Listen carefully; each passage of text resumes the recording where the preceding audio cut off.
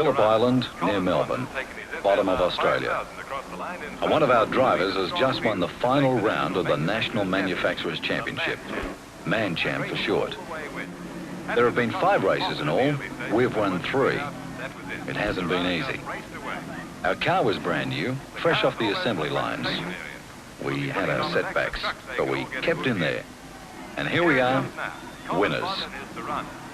If our title chase ended on a summer's afternoon, it also began on one. This is how we became Man Champion. Get his helmet off after those 500 kilometres. Congratulations, Colin. Great drive. Brilliant win. A fitting end to the championship. End of a long haul. Started at Adelaide 4 months ago. 5 races.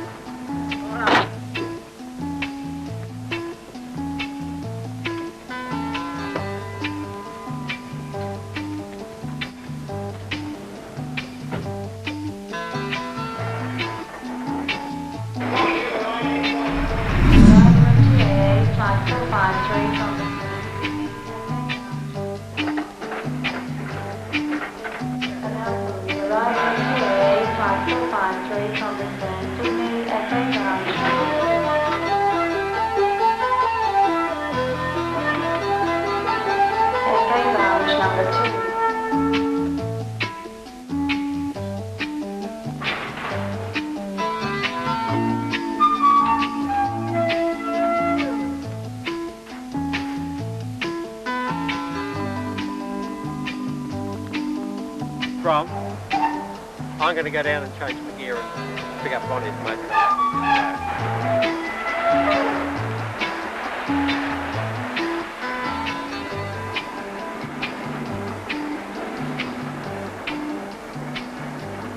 It doesn't matter when and where, as long as we've done about...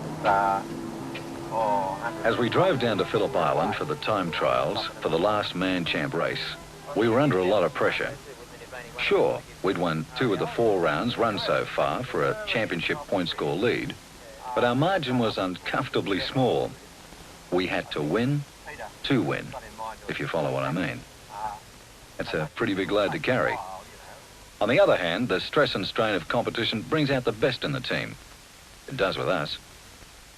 These 4 races so far, this pressure thing, it isn't confined solely to discovering whether our car is championship material. There's a human element too. You watch. We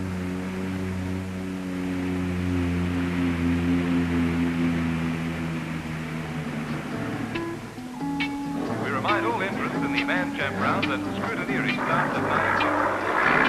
The inspection area on time. Funny thing, no one talked about the pressures. We just went about our normal jobs, getting the cars off the trailers after the trip down from the Melbourne workshops, arranging the 1,001 little things that make up a 2-car assault on a major endurance motor race of national significance. There's no room for error in this business. The opposition will pounce on any mistake. So everything has to be spot on, because once that starter's flag drops, there's no second chances, no prizes for second place.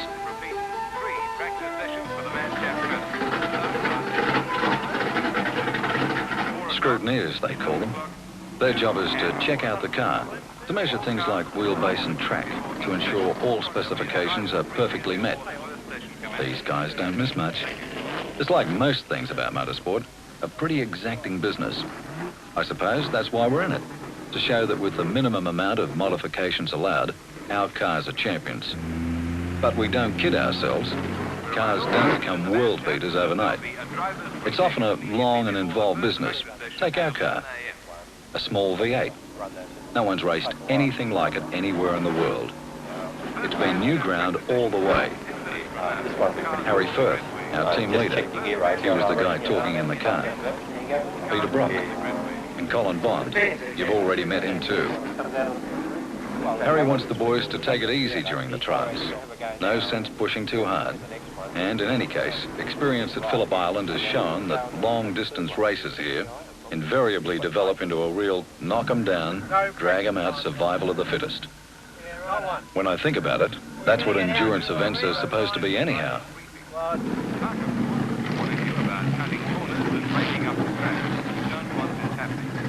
Your cooperation, we'll we swap have the a tyre. great meeting. First practice session for the man So, champ. Come on in. here we go. It's the start of a long and tough day for all of us. And even before he gets rolling, Bondy's pretty certain he'll fix them all up. I don't suppose motor racing's that different to any other sport. You have fields, winners, losers, and drama, and pathos, and the unpredictable. Harry has spotted Brocky in strife. Would you believe a blown tyre after 3 laps? The car dropped down on its spoiler, so he'll need a new one from Harry's parts bin. And Brocky will have to twiddle his thumbs for 10 minutes while we sort things out. Well, I have done a lot of work. If you look at it closely... Harry will be happy to note the opposition in similar strife. Moffat, the Ford driver, is doing a lot of experimenting with tyres too. Bondy's whistling around without too much fuss. Cars pulling well and sounding very strong. You know, what we're going to do, or take a little time, you know, it's all part of a pattern. You just got to try and alter it. Don't understand how Harry manages to stay so calm amidst all this organised confusion. He seems to be able to carefully rise above the general scene. Like we didn't have the cars then, so it's pointless. But nevertheless, tomorrow for you is a pretty vital race, isn't it? Oh, yes. You have a 3-point lead in the manufacturer. Well, we're going to have to come second to win the manufacturer. But we're just trying our tyres and getting our handling right, you know. No one's got anywhere near us at the moment. Except Moffat went better that time. He did 1.5. That's about the same. But what have you done? 59, 8. It goes on. Check, check, and double check. Suspension rates, steering geometry, fuel consumption, and of course, those tyres. Bondy looks happy. At this stage of the game, Moffat appears to have a little bit of trouble with a bit of smoke coming from the rear of the car. If they get this repaired, I don't know whether he's going to go as fast. I think that we've got a fairly comfortable lead anyway. This, then, is really what time trials are all about. This is when we get everything right for tomorrow's championship final. He's got his picky tyres on the low ratio, and Bondy's giving him a shove along, and I just feel that, you know, it's not going to do anyone any good. Like pole position doesn't mean a thing. What do you reckon? No, I agree with you. Yeah. It only took us 17 Finally, there comes a stage when it's pointless to keep at it any longer. We believe we've got the measure of the opposition. Harry certainly thinks so. Actually, Moffat might have just beaten us. I think Bondy will be second and Brocky will be third. But, you know, we've done ours on their race tyres. He's doing his with sticky. That's true, yeah. I think we can take it up and go home. Home. A cramped garage off a narrow cobble lane with noisy trains thundering past day and night. Home? Listen, Joe. Sometimes we feel as though we spend our entire lives within these walls. The race meetings come thick and fast, and there's so little time to prepare the cars. Hardly time to wipe away the race grime before you're loading them up again. It's a never-ending process. Get used to it? Don't know. But I think you need to be a special sort of person to stick it out. The late nights, weekend work, the constant around-the-clock effort. Sometimes, when we can do no more, it's great to call it a day. It gets to you like that sometimes. And we know Harry's still in there by himself, taking a long, slow walk through the stilled workshop, checking this, checking that. Tradition? I don't know. I just think he likes to look over things to see if he can spot something we've missed. Because, like I said, there are no prizes for second place. A disconnected wire, a loose nut, anything can cost a race. Harry's walk is part of us. It's the sort of thing that will help us win tomorrow.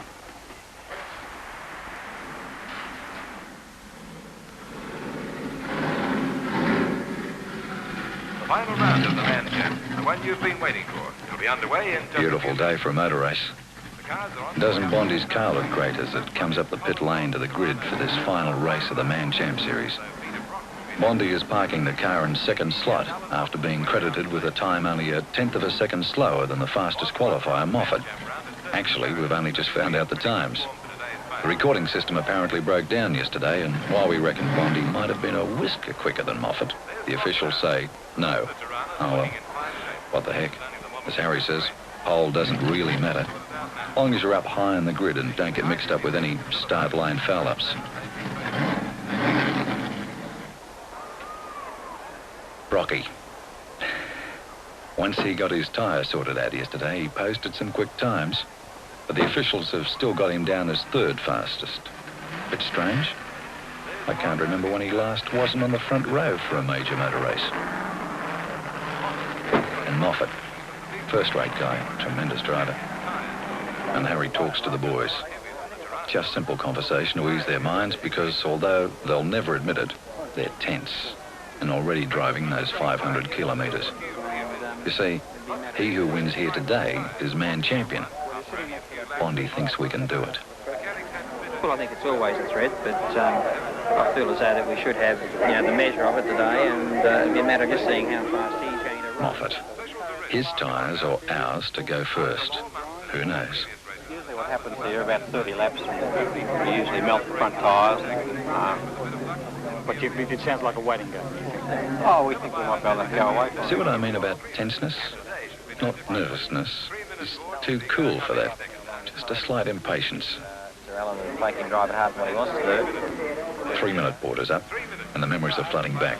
We're all asking ourselves whether they'll make a clean break as they did for round 1 in Adelaide. Round 1 of the match, champ.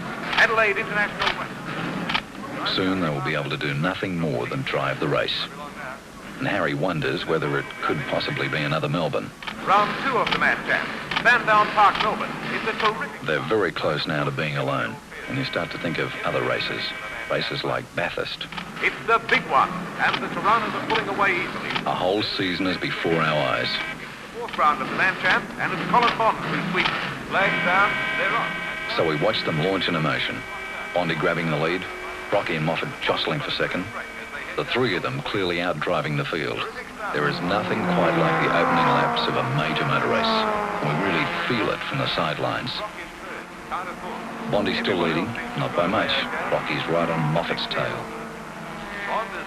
Harry up on his track, noting every move, wheeling the drivers through these first crucial laps, the first hurdle. He watches them go, his eyes absorbing the struggle, his mind sifting down through the images of a long and tough season that is ending here at Phillip Island to that first race at Adelaide.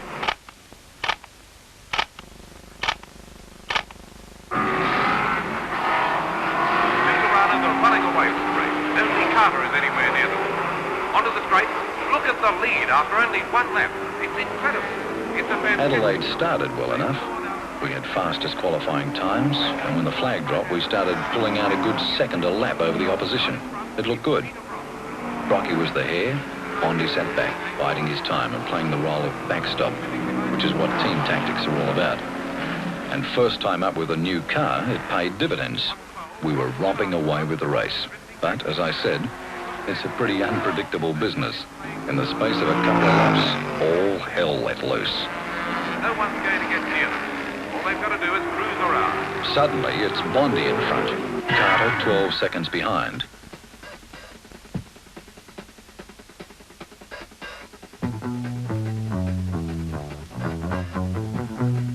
Brocky helped push his silent car into the pits, leaving Bondy out there alone and unsupported. A heavy responsibility suddenly thrust upon his shoulders. My first thought there was at the gearbox or something like that because... As the race edged past middle distance, we noticed that Bondy, far from drawing away, had started to slow. The in-tape sign tells the story. Gear trouble. Across the back, Brocky listened to Bondy's car for lap after lap. He wasn't changing gears.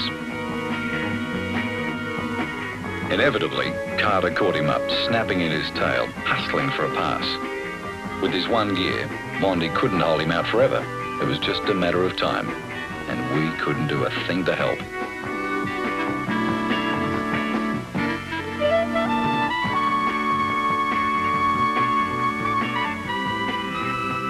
Carter's in the pit. As well as fuel and any tyres, mechanics have got to find the reason for that thick white smoke coming from the rear end. Cursing his luck. He was past Bond with the possibility of a win when it started going all bad. Might be a while before he gets out. Someone's yelling something about dip trouble. Bond will be due in any lap now to take off. A lap later, Bondy was in for his stop, chasing fuel and, well, perhaps encouragement from us that he could beat off the challenge. We smothered the car. He and Tate almost jumped through the window to find out what was wrong and whether Bondy reckoned he could make it to the flag. This was the sort of stuff great motor races are made of. The first and second place cars in the pits at the same time. First out wins. Bondy would be taking off in top gear. None of us even dared contemplate the thought that clutches weren't designed for that sort of thing. But it looks like he's going to be all right. That was too nerve-wracking. While Carter took an age to get out of the pits, Bondy took us to a win in probably one of the finest drives of his career. Heart-stopping, magnificent stuff. It was a win, but it worried us. There was a long way to go to Phillip Island. Next round is Sandown Park in Melbourne. Back to Melbourne. Back to the garage. To chase up Bondy's elusive gears and start looking for the gremlins that had got into Brocky's engine. We had much to do. Our first race had shown us a lot. We had so little time to do it in. Just going to take about 3 times as long. Not quite your modern drawing office, but practicality is the name of the game, as long as someone doesn't sweep the floor. We'd a fair idea of Brocky's problems. Another classic case of racing and covering faults which are never apparent under conditions of less stressful day-to-day motoring. Although we obviously had problems to sort out, we were pleased in a way. The cars had shown enormous potential. Although things hadn't gone exactly to plan, the score was still 1 race, 1 win.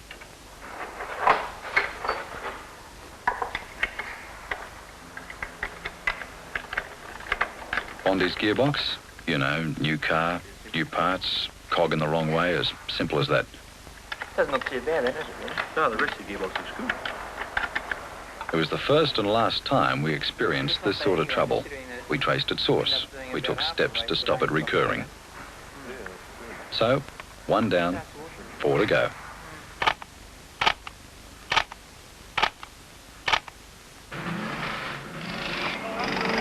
These are the memories going through our minds at Phillip Island as we stared dumbfounded at Bondy in the pits, just 15 laps into the race. For a horrifying moment, it's Adelaide all over again. But would you believe? A flat tyre? He's dropped to 4th behind Moffat, Brocky and Carter. We worry whether Brocky's tyres will hold up. And Bondy really gets cracking. Then, unbelievably, Brocky comes in. It's another flat. See how fortunes change in a split second? Our eggs are back in Bondy's basket as Brocky chomps at the bit in the pits. Most of the pressure's off Moffat. For the moment, anyhow. As Bondy goes past, we let him know the reason for his problems. Brocky about to move. He'll now drop to 4th, although Harry says not to worry. Had a bad tyre, which you do get sometimes. But that's been changed, and fuel. Now, it doesn't upset us because we're going to have one extra stop in any case. Brocky's car, it was the same thing. We changed. As we battle our way through these tyre failures at Phillip Island, memories of other early setbacks keep coming back. Memories of a place called Sandown Park in Melbourne, a place we'd sooner forget.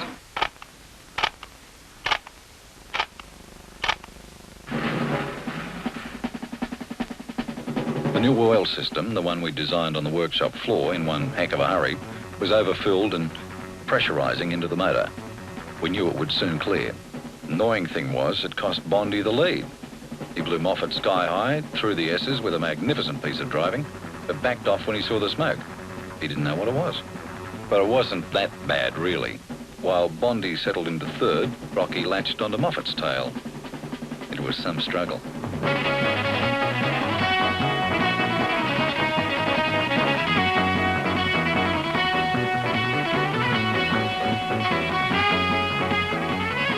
It couldn't last. Someone had to give. But why us?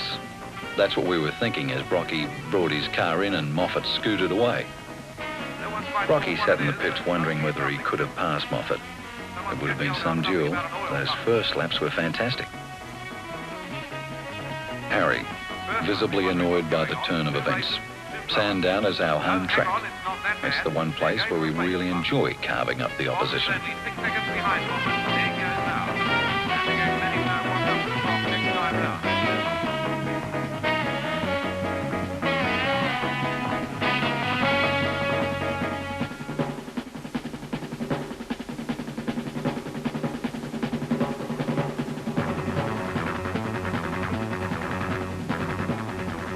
But that was as close as Bondy was to get. His first stop was due, and although he could expect a quicker pit time to work to his advantage, this time it was to mean nothing. As Moffat sped on, Bondy raced in, desperate to get his fuel and tyres aboard in minimum time and resume his chase of Moffat. I don't think we've ever worked quicker. We were aiming at a minute and a bit to give him a real chance. Brocky, meantime, was back in the race, but way down and unable to offer Bondy any support. Moffat was going as hard as he could, still had to make his fuel stop. Bondy would soon take the lead, but it didn't work that way. Bondy came back in, unhappy with the car's handling. Moffat was safe. What's wrong, Cole? Once more, motor racing had served its purpose. A new bug unearthed.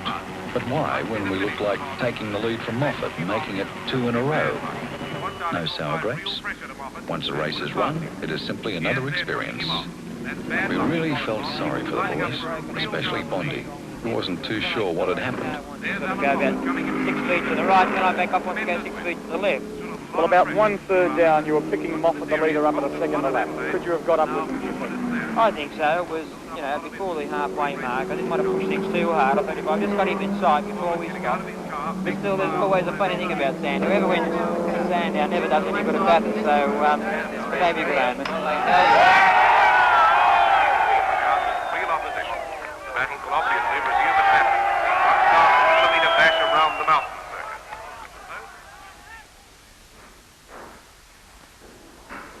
It wasn't quite back to the drawing boards, but we didn't waste any time in starting to screw new motors together.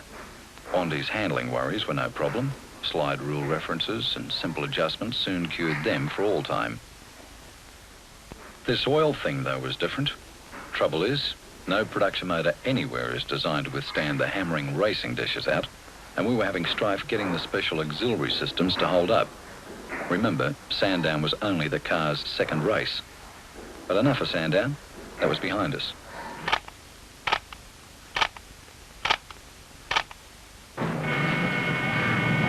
At Phillip Island, we watch as Moffat pits. It's his first scheduled stop. He'll take on a full load of fuel and change all his tyres. Murray Carter, the guy who pushed us hard at Adelaide, slips into the lead. Harry looks for Bondy to go by and take second place, while Moffat's crew work feverishly. Both Bondy and Brocky go past, dropping Moffat from first to fourth. Yes, it happens to all of us at some time or another. Carter leading. 2 stops to come. Bondy, only a minute behind on the road, is well poised to swoop back into first, provided nothing happens, of course. Just when we're getting back on top, Brocky. He's dashed in for a clutch adjustment, and shades of Bondy's Adelaide stop. His takeoff doesn't look too smooth. Not now. Not in this last race. Officials are conferring. They think Brocky might have gone through the stop sign at the end of pit row. He's back in the race, that's the main thing. And now is not the best time to talk to Harry about Brocky and any stop sign. We're hardly getting over this lot when quite dramatically the character of the whole race changes. Jansen is on his way in, but look who's behind him. There must be something And it's an unscheduled stop. Mechanics are looking at the engine. Water, no steam is pouring out. Must be overheating. Probably thrown a belt. Maybe it's our turn for some luck. This could be serious. Hope it's just a fan belt and nothing more. Be a real video. Harry's eyes never leave Moffat. He has put 2 and 2 together and figured that the Ford is about to quit the race. We know the feeling. There he goes. We had it at Sandown. Back in the race. So Moffat goes out to an engine failure. But Harry isn't ready to claim victory. Not quite sure what Not just yet. Still there, and the same thing that happened to us. You know, he's not alone there. Did you expect Moffat to last as long? I think you had some doubt that his tyres were going to hold up. He made his tyre stop, but we reckon he was pushing his car a bit hard. Well, we never really have cured the oil surge problem. It's something we've been fighting with, like a lot of other people have spent thousands of dollars trying to fix something. What the hell? I knew going in the race it was going to be a Tats Lotto draw. It runs in cycles. I don't care what anyone says. Moffat out, and now Brocky close to calling it a day. He's obeying orders. If it's not running right, park it. There's that official again. Pete's still high up in the list. What is it, 3rd or 4th? But as Harry knows, there's nothing to be gained from limping around. Yes, he's getting out of Brocky knows it too. His race is finished. For all of us, moments like this are tinged with emotion. When they occur, you can do nothing but accept them and hope you've learned something. If we look down in the mouth now, imagine how we felt at Bathurst, round 3. Just you watch.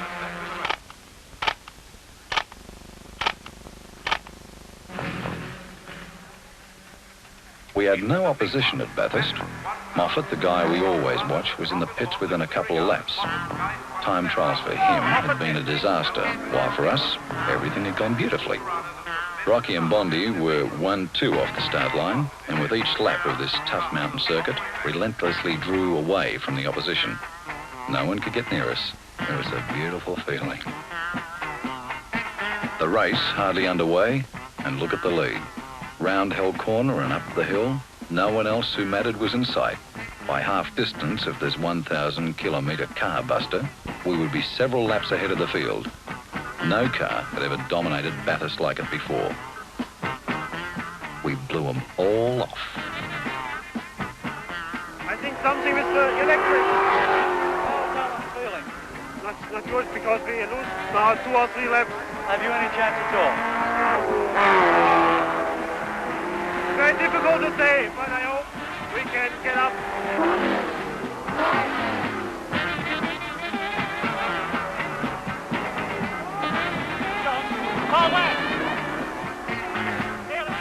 Our first stop went to plan, right on schedule.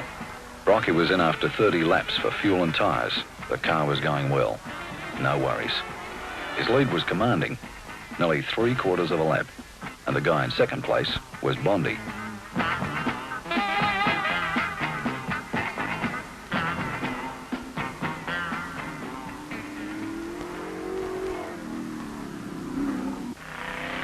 John Goss and Kevin Bartlett were aboard the only Ford with any hope of getting to us. After his stop, Moffat was virtually out of it, although he ran with Bondi for a few laps. Carter was in trouble right from flagfall, with ill-fitting tyres.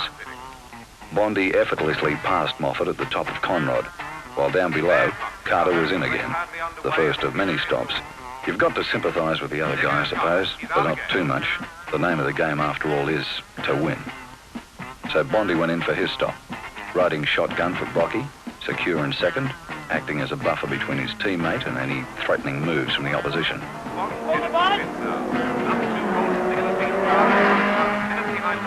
Moffat did go past, but laps behind. It was almost too good to be true. A huge lead, and the race was only a few dozen laps old. We were only too aware, though, that there was a long way to go. It was fueled up quickly, ready to go in a minute and a half, as Goss came down the straight, hoping to pick up the second slot. But Bondi was too quick for him. Held his place, back in the race, off after Brocky again. While Moffat battled to catch up, and other cars succumbed to the strain. Bartlett was preparing to take over from Goss, who was still slowly losing ground. Bondi also was the last hump, and Kevin Bartlett, KB they call him, prepared to take over.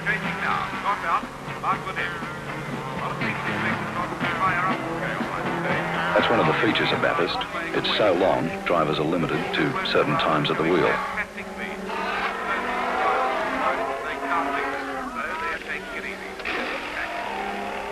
As Gossie got out, he didn't appear too confident. I don't think we're really putting any pressure on them at the moment. We should complete the race with 3 stops. That's probably our only car to complete. So we're not going to break the car trying to go quick. If Gossie didn't sound too happy, Harry was. It's not the end of the race yet, Brett. As we held out the easy sign to Brocky and Bondi, Moffat came in for his driver change. How do you feel about Moffat's bad luck? Happens to all of us sometimes. It does happen to all of us. As Brocky continued to forge ahead, the disappointed Moffat was about to take his rest break. It was so different from Sandown. Way behind, way in front. You do feel sorry for the other guy, sometimes. How hard have you been going now that you're back in action? How hard have I been going? Yeah. I'm going as hard as I can, but I'm being killed on the straight. The Toranas are passing me on the straight. Does this mean, Alan, that it's all over as far as you're concerned? Well, I would think it would be very difficult for us to win today. About then, out went our sign. It was time to bring them in. you give the car back? They've only got to do one session, you see, to give the others back in the same condition as what they've done. You now know that you'll do it only with 3 stops, do you? Yeah, okay, 4.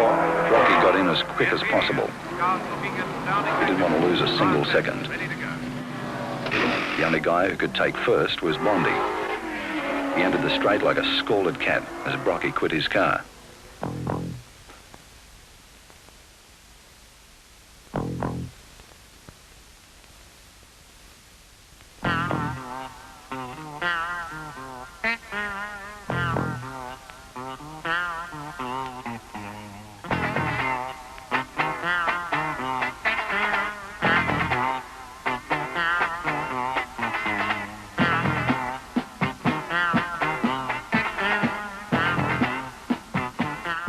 Bondy downed Conrad as Brocky's co-driver, Brian Sampson, prepared to belt himself into the car, round Murray's, and passed to take the lead in the 1,000 from his teammate.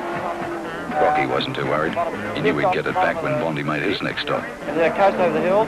Sampson out, and then Bondy was in.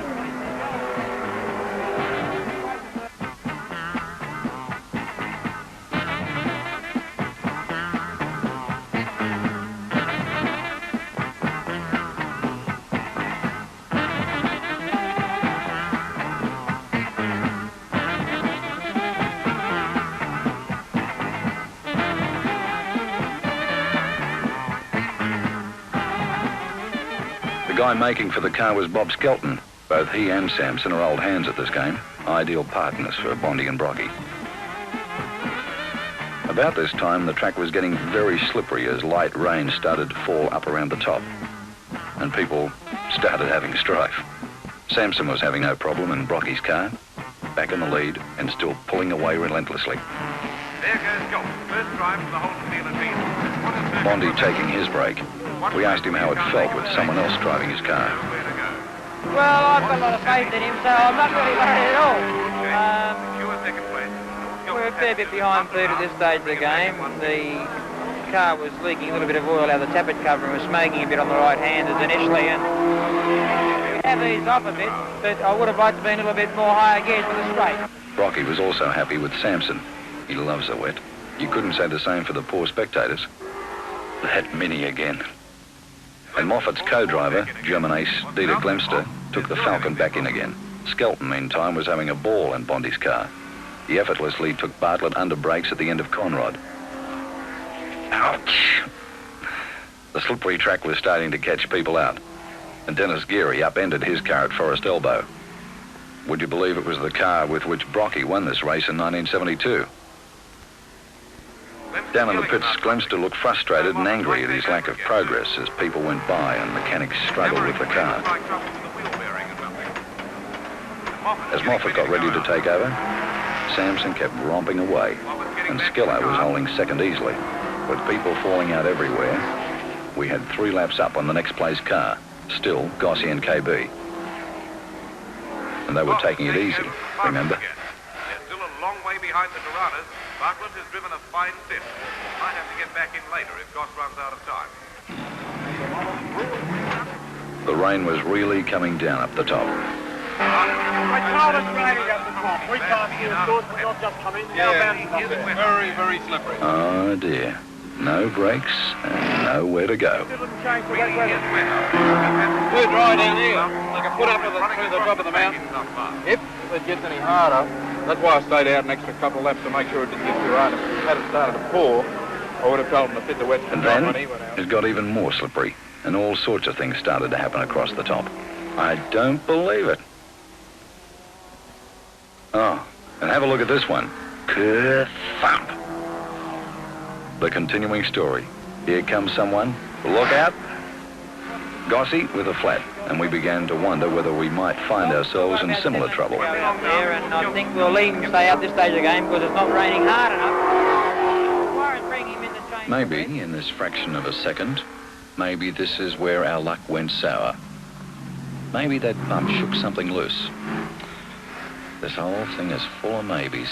It's the cruelest sport I know. We had to put Bondy back in the car ahead of schedule, while poor Bob was worried, but relieved about his narrow escape. You can't blame him. He wasn't the only guy to have a moment. That's all we can think. You also had a vibration in the left-hand wheel. Yes, that was because I had a little moment down through the S's in the wet, and I brought it in just for safety's sake. What happened? As I just went through the cutting, it slipped the bank, and I felt that it threw a brake locker. I felt that just to make it safe to pull in now. And then that blasted smoke, and track officials right onto it.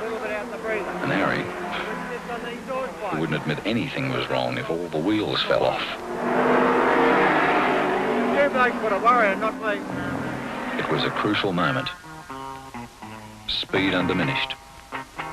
Harry must have been worried.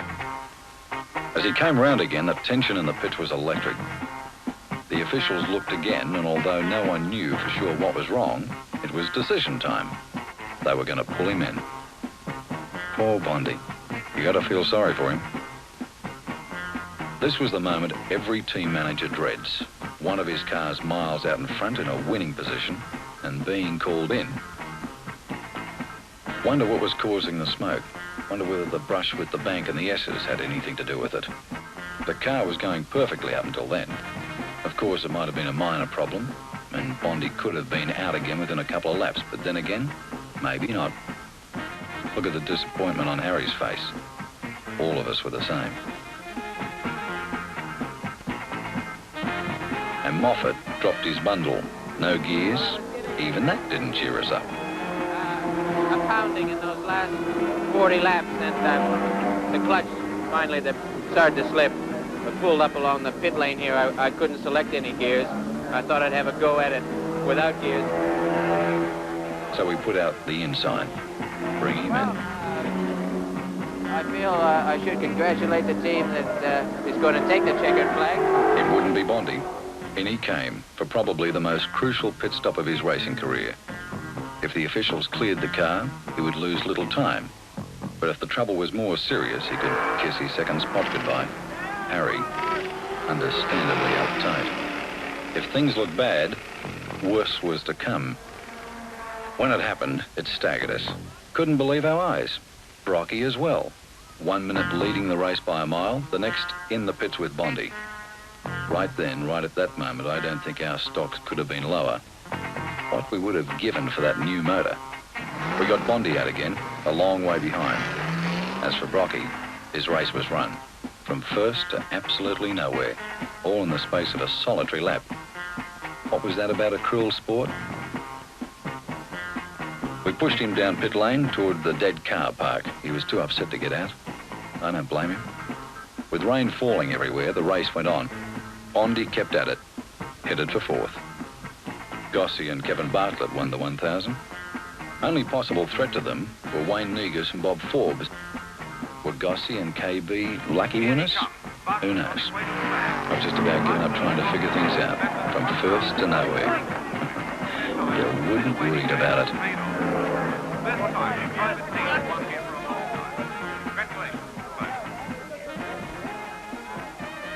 When we got home from Bathurst, we were feeling pretty low. Sure, we were learning. But there were only 2 races to go, and from here on, it had to be wins all the way if we were going to make the Man Champ title. Now at least we had an ace up our sleeves. Tatey had finished screwing together that beautiful new V8. You just don't put them in a car and turn them loose. We run them on a fiendish device called a dyno. We can simulate any track condition, and this motor, this precious hunk of steel, alloy, plastic and rubber, has all our experience poured into it. Everything we learned in those 3 races. Ah, what a sound. Harry, Ian and the drivers, all of us, were incredibly determined to get back on top. We'd started with a win, and even if it killed us, we'd finish with 1. And that meant plenty of planning. I think our order system is pretty well somewhere there on the beat. If we had another pump, what do you think? Things looked good on the motor front. It was shaping up as a strong one, revving freely, delivering plenty of horse, and getting that oil in and out of where it was needed. It was all coming together. At last we had the time we needed. Time to really sort things out. Perhaps the most important thing, we were still confident. Our morale was good. We knew the cars were championship material. The car said right when we got rid of that oil surge, which I think it was just a tank or something, wasn't it? There was just one more thing to do, to slot the motor back in a car and give it the rounds of the kitchen out on the track. Dyno testing tells you if they're good, the track tells you if they're even better.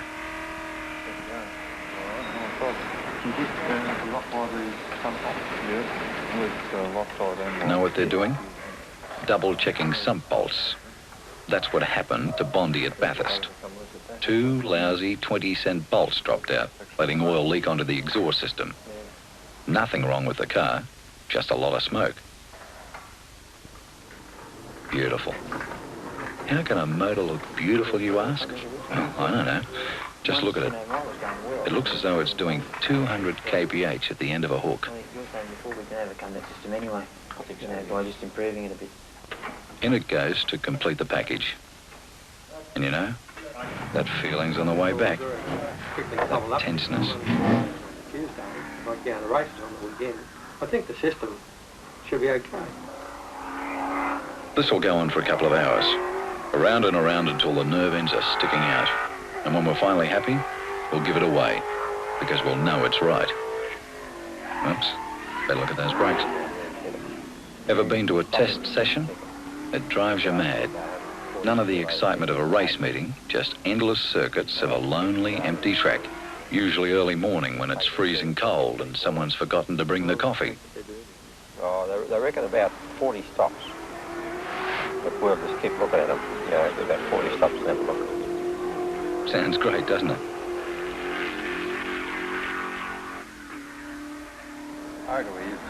Just like time trials, you reach a stage where it's pointless keeping at it. That motor is good. The rest of the car's fine. We're raring to go. Round 4, Surfer's Paradise.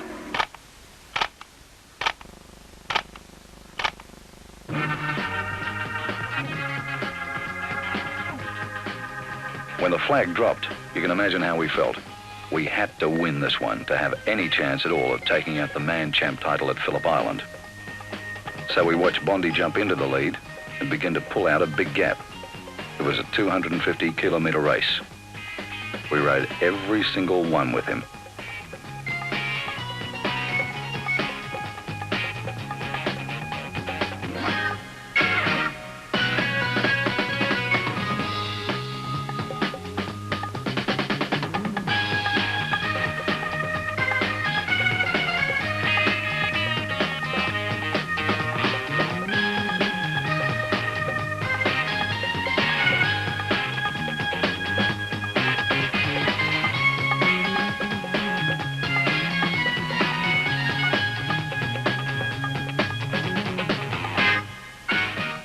It was a one-car race. When Bondy came in for his fuel stop, he had nearly a lap up on Goss. Sure, he would lose the lead when Goss went past, but get it back again when Goss made his stop. Be that as it may, time was still crucial, and we worked flat out to fuel and tyre him up as fast as possible. You can't relax, not for a second. Harry was yelling something. Maybe Goss was on his way up the straight. No, he decided to come in too. We got Bondy out. From here on, it was just a quick dash to the flag. While for Gossy, it was disaster. Wheel trouble. Bondy passed. Come on, we've got it in the bag. There's nothing Goss can do about it.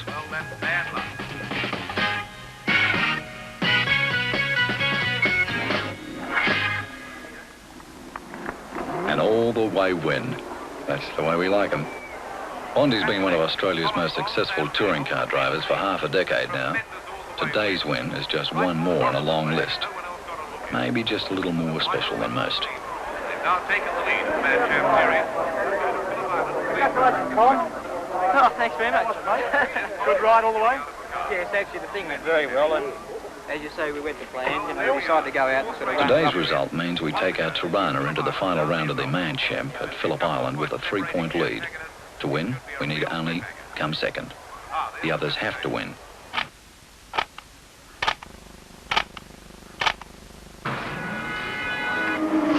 And this is just about where we came in. Phillip Island, last race of the series. It's Bondy's final stop.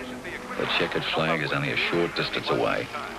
Harry's keeping an eye on Carter. He'll pass us, but like a familiar story, we'll grab the lead back as he makes his final fuel stop. Funny, isn't it? The season started with a battle between these two at Adelaide, and here it is, Phillip Island, finishing with one. It's just a matter of time now. All Bondi has to do is take it easy, and the Man Champ title will be ours. You can't help but feel a little nostalgic at a moment like this. Soon the engines will be stilled, the flag will have fallen, it will be all over. 5 races, a championship campaign across 4 states.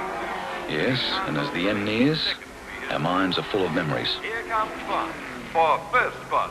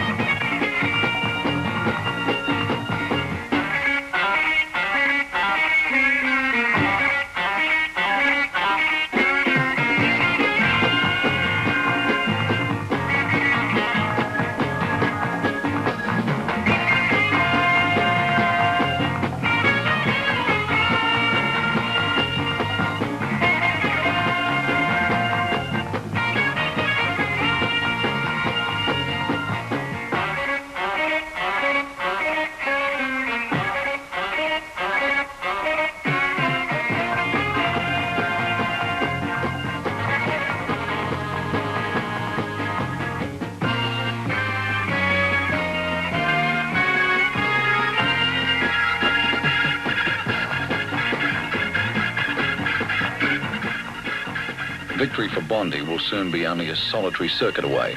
What is it? 2 minutes.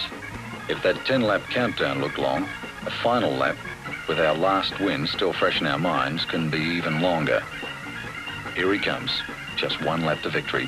1 lap to the Man Champ title.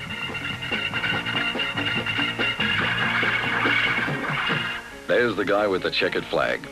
That's how close it is. Bondi will be onto the finish straight any second now. It's impossible not to feel excited. When we cross the line, we'll be the Man Champ. A title we've chased across Australia in turning our new car into a winner. Oh, this is taking forever. Blood vessels will start popping in a minute. How Harry and some of the boys keep calm is beyond me. I suppose it's because they've been through it so many times before. My knees are shaking. And here he comes. Bondi's on his way to the finish line. The flag's going out. You'll miss him. Come on, Bondi, you little beauty. Come on, Man Champion.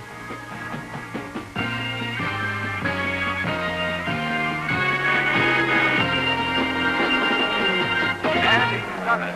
Colin Bond has done it. Taken his Torana to a win in the final round of the Manufacturers' Championship. 3 wins out of 5 races. It's been a good series. We were going to have, can you believe it's over? Well, it's quite obviously over there, series. No, but I mean, as far as you're concerned, it's been a pretty tough season. No, it's been hard work with you cars. It is good when you win. Very good. I suppose you could see this victory many ways. We like to think we proved our point. That you can take a brand new motor car out of our factory and in 5 races, turn it into a championship winner. That's what we did. It wasn't easy. We said that's how it would be at the beginning.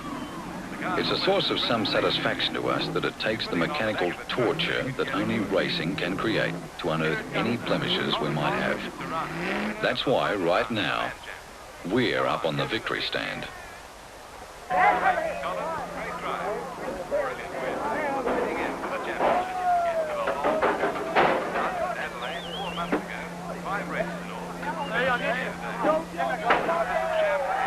It takes an extraordinary driver with a super concentration level to win an endurance event.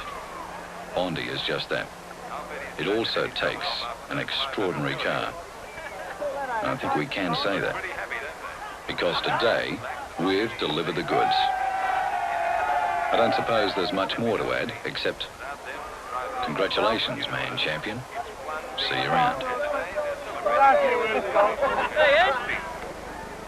Won't be long to the presentation.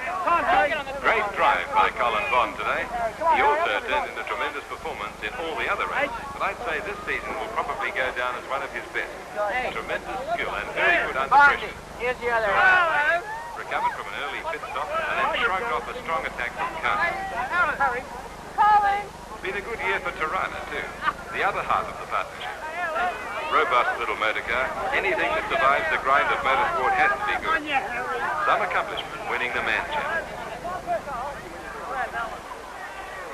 Well, that's about it from the main commentary position. They're about to present the trophy, so as we cross down... But to Marlborough, Castrol, TAA, and all our other sponsors, and particularly all the Holden Dealers, I'd just like to thank them for all their support throughout the year.